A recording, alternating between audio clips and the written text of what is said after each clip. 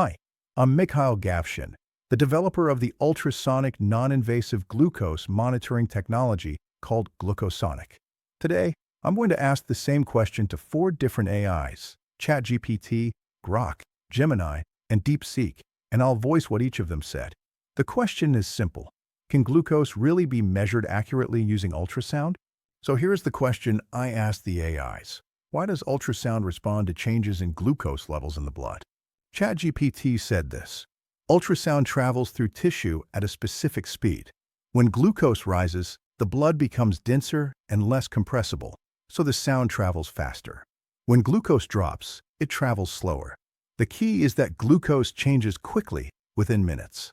Temperature, hydration, osmolarity all change very slowly. So after compensating for drift, you can clearly see the signal coming from glucose. Grok answered in its own style.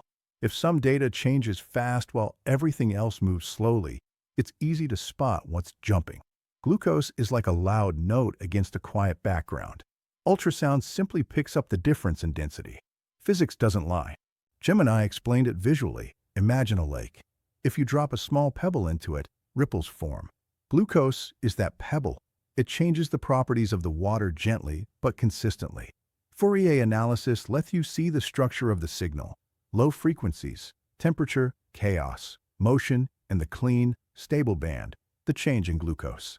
DeepSeek gave a very engineering-focused answer. The change in ultrasound velocity caused by glucose is about 0.05 to 0.1% at 1 MHz.